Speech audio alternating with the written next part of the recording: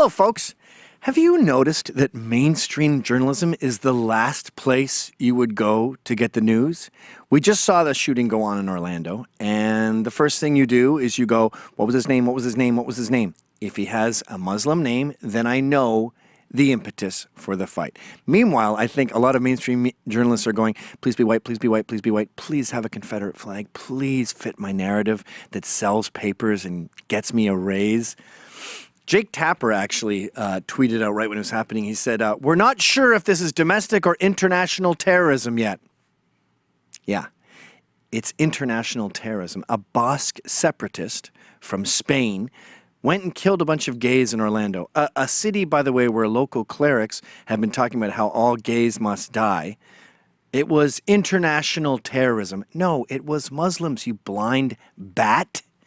Today, in this day and age, the politically correct mainstream media is so petrified of being racist, they can't do their job. In fact, most people I know, most people in news, will hit the lightning button on Twitter to see what's happening. What's his name? What's his name? We're not getting it from mainstream media. My wife goes on her mommy message boards to find out what's going on in the news because the last place you go is the mainstream news. They are so biased. In fact, not only are they petrified of being racist or politically incorrect, they swing the pendulum right over to white, and even when they catch the bad guy, they make him white. Sally Cohn was saying that this is our fault, and she talks about the Muslim right. See, that they just take the word, the bad guys, the Muslims in this case, and then they just stick right. The Muslim right? Muslims don't have a political spectrum like us. You can't just make them Muslim Republicans. The Muslim Romneys, the Muslim Trumps, even my own alma mater Vice was blaming Trump for this. Or this was a great one. Front page of the Daily News. Thanks, NRA, you jerks. And then they have an I told you so from a previous front cover, NRA's sick jihad. So jihad is an issue. I'm just going to attach the NRA to this. And it's not just with the Muslim problem in this country. You see it everywhere. Like, look at this article, by the way. And I'm sorry I'm using the New York Post, but this is considered a right-wing paper, and it is just as guilty as all of these. It's called Great Balls of Sire, and it's all about this guy who's been donating sperm like crazy. Now, all the women he seems to be donating to are black. That's the story. But the Poe quote is, never underestimate the desperation of a single woman on the Upper West Side. What? This isn't about rich white women getting a mathematician's sperm.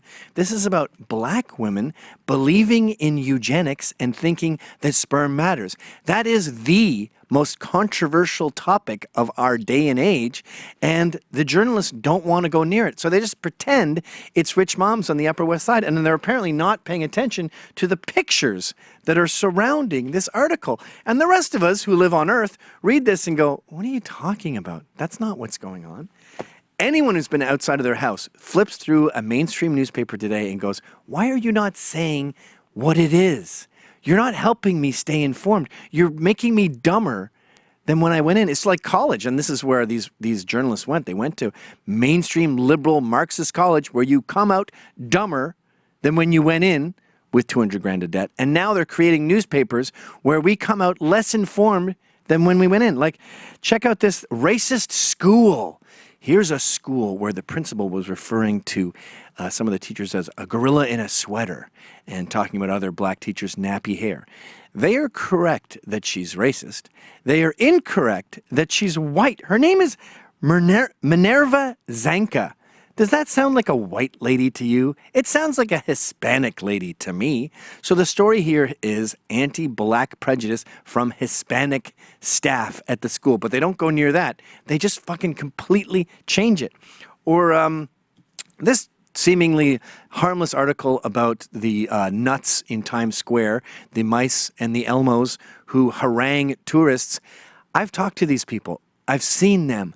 They're all illegal aliens. None of them, except the Spider-Men, which are all black for some reason, maybe because they're fit, none of them speak English. But no mainstream journalist has gone near that topic because it makes people uncomfortable. So they just keep it as, these mice seem particularly rude. That's it. And I've noticed, here was a funny example of this. I'm watching 60 Minutes the other day, and they have a thing called The Inside Edge, and it's about insider trading in Wall Street. And every single person associated with this story is East Asian. It's about a billionaire. I'm not going to pronounce these names well, but this big mogul in Wall Street named Raj Rajaratnam. Okay, now he was doing insider trading with Rumi Khan, who I assume is Sikh, and then we have a journalist, Anita Raghavan, who researched this story and got the inside scoop from, I guess, Rumi. And then they were all eventually, Rumi was eventually prosecuted and turned into a spy by U.S. Attorney Preet Bharara. I'm seeing all these names. 60 Minutes, they're famous for this, just glosses over the racial thing.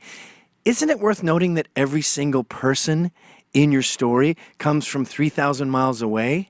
In the same approximate area? I don't know what the angle is there. Maybe there was a big shakedown in Wall Street in India and they all came here and there was some sort of visa or... I don't know. I want to know. Why aren't you telling us this? So nowhere is this cognitive dissonance more relevant than when we are under attack by extremist terrorists.